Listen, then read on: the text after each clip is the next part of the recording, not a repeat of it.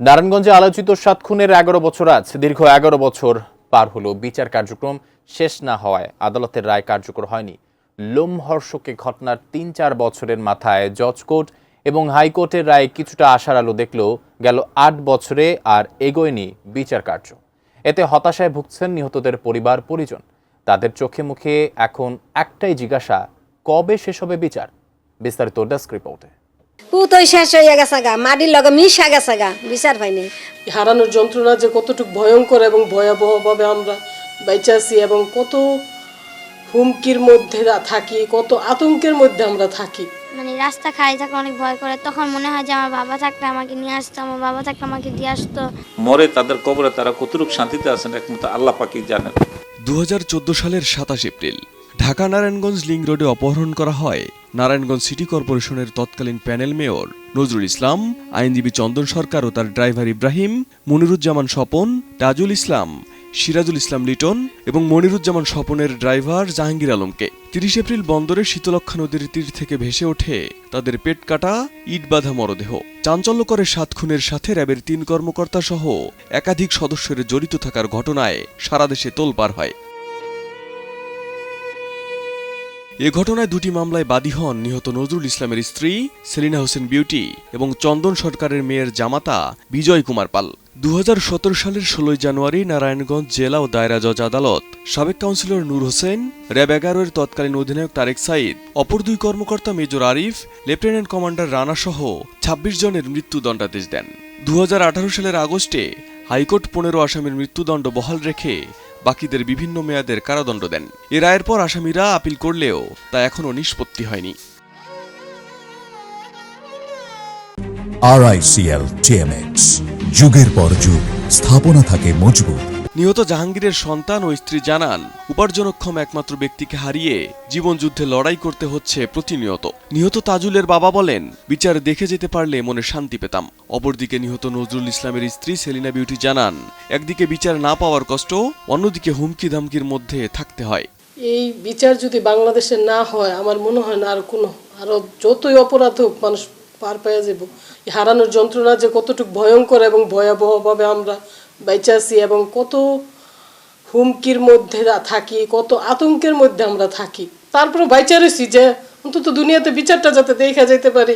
নিম্ন আদালতে রায় হয়েছে, রায় হওয়ার পরও 8 বছর যাবৎ কেন রায় কার্যকারিতা হয় না? মাননীয় প্রধান উপদেষ্টার কাছে শুধু একটাই চাও, আমাদের বিচারের কাজটা যাতে তাড়াতাড়ি সম্পূর্ণ করে দেয়। জন্মের পরে আমি আমার বাবাকে দেখি নাই, আমি আমার বাবার আদর স্নেহ পাই নাই। মাদ্রাসায় গেলে আমার বান্ধবীদের বাবা নিয়ে আসে। অনেক সময় রাত হয়ে গেলে যেমন আমার মা যেতে পারে না, আমার দাদিও যখন যেতে পারে না আমার নিতে, মানে রাস্তা খালি থাকলে অনেক ভয় করে, তখন মনে হয় যে আমার বাবা থাকলে আমাকে নিয়ে আসতো, আমার বাবা থাকলে আমাকে দিয়ে আসতো। এখন আমার মেয়ে দিনে প্রশ্ন করে যে আমার আব্বু এতদিন মারা গেছে, অথচ কোনো বিচার হয় না, এখন বিচার কোনো কিছু শুনতেছি না, এমনি সহযোগিতা পাচ্ছি না। তো এইভাবে কি সংসার চলে? আমি সিটি কর্পোরেশন যে জবটা করি সেই জবে আমার সংসারটা খুব হিমঝিম চলতেছে।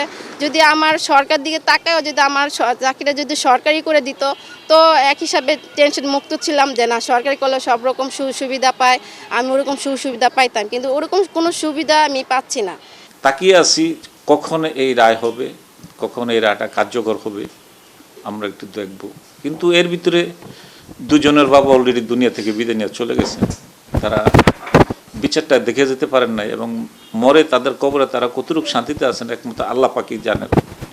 আমরা বর্তমানে যারা বেঁচে আছি তারাও হয়তো যে কোনো সময় একবার মরে যাব, হয়তো আমরা দেখে যেতে পারবো কিনা সেটাও আমাদের মনের ভিতর সন্দেহ তারা করছে। মামলার লিভ টু আপিল নিয়ে শেখ হাসিনা সরকারের সমালোচনা করেছেন বাদীপক্ষের আইনজীবী সাখাওয়াত হোসেন খান। এই মামলাটা 2017 সনে এই ডেট রেফারেন্সটা রায় হয়েছে।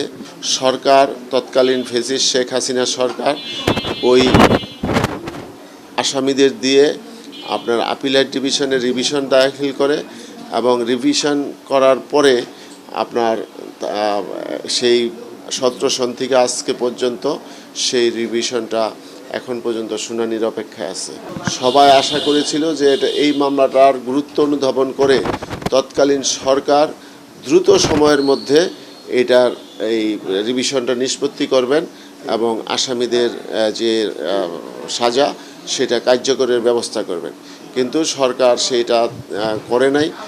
তাদেরকে প্রচ্ছন্ন সহায়তা করে এই মামলার বিচারকে বিলম্বিত করেছে। আমরা 5ই আগস্টের পরে যে সরকার এসেছে, এই সরকারের কাছে আমাদের অনুরোধ থাকবে এবং এই নিহতদের পরিবারের পক্ষ থেকে অনুরোধ থাকবে, আইনজীবীদের পক্ষ থেকে অনুরোধ থাকবে, দেশবাসীর পক্ষ থেকে অনুরোধ থাকবে যে দ্রুত আপিলেট ডিভিশনে এই মামলাগুলো নিষ্পত্তি করে এই নিহতদের পরিবারগুলি রয়েছে তাদের যে চাওয়া এবং জনগণের যে চাওয়া সেটা ওই আসামিদের শাস্তির রায় কার্যকরের মাধ্যমে সেটা এই বর্তমান সরকার সেটা বাস্তবায়ন করবে, সেটাই আমাদের প্রত্যাশা। তবে আশার বাণী শুনিয়েছেন নারায়ণগঞ্জ জেলা ও দায়রা জজ কোর্টের পিপি আবুল কালাম আজাদ। তিনি জানান, এ মামলায় সরকার খুবই আন্তরিক এবং দ্রুত নিষ্পত্তির জন্য কাজ করে যাচ্ছে। চন্দন সরকার সহ আমাদের যে সকল আইনজীবী এবং তার সাথে অন্য যারা মৃত্যু এখানে র্যাব কর্তৃক অপহরণ এবং পরবর্তীতে মৃত্যুবরণ করেছে, তাকে হত্যা করা করে লাশ গুম করার চেষ্টা করেছে, সেই মামলার যে অবস্থা, সেই বর্তমান অবস্থায় আমরা রাষ্ট্রপক্ষ থেকে আমাদের সাথে যে ইনফরমেশন আছে, আমরা অ্যাটর্নি জেনারেল সাহেবের সাথে একাধিকবার কথা বলেছি।